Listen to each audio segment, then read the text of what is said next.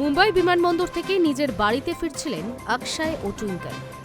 আচমকাই তাদের কনভয়ের একটি গাড়িতে ধাক্কা দেয় বেপরোয়া গতির একটি অটো। যদিও তারকা দম্পতি ওই গাড়িতে ছিলেন না। দুর্ঘটনাটি ঘটেছে সোমবার রাত 9:30 নাগাদ। জুহুর কাছে নিজেদের গাড়িতে ফিরছিলেন অক্ষয় কুমার টুইঙ্কেল খান্না। তাদের গাড়ির সামনে ছিল নিরাপত্তারক্ষীদের একটি বিলাসবহুল গাড়ি। আচমকাই সেই গাড়িতে সজোরে ধাক্কা দেয় একটি অটো। তার ধাক্কায় গাড়িটির নিয়ন্ত্রণ হারিয়ে রাস্তার পাশে উল্টে পড়ে। গাড়িটি বেশ ক্ষতিগ্রস্ত হয়েছে বলেই খবর। তবে তারকা দম্পতি তার পিছনের গাড়িতে থাকায় তাদের কোনো সমস্যা হয়নি বলেই খবর। দুর্ঘটনার খবর পেয়ে পুলিশ সঙ্গে সঙ্গেই ঘটনাস্থলে পৌঁছায়। ক্ষতিগ্রস্ত গাড়ি ও অটোকে উদ্ধার করা হয়। সূত্রের খবর, অটোয় একজন যাত্রীও ছিল। তাকে এবং ওই যাত্রীকে হাসপাতালে ভর্তি করা হয়। নিরাপদে সেলেব দম্পতিকে বাড়ি পৌঁছে দেওয়া হয়।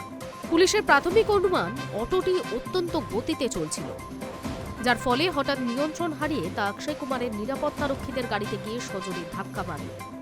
অটো চালককে জিজ্ঞাসাবাদ করে গোটা বিষয়টি জানার চেষ্টা করা হচ্ছে তদন্তকারীদের তরফ থেকে।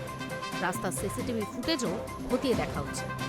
মুম্বাইয়ের রাস্তায় অটোর এই বেপরোয়া গতি নতুন কিছু নয়। তবে তার জেরে খোদ খিলারের গাড়ি দুর্ঘটনার কবলে পড়ায় এ নিয়ে নড়ে চড়ে বসেছে ট্রাফিক পুলিশও। High News network.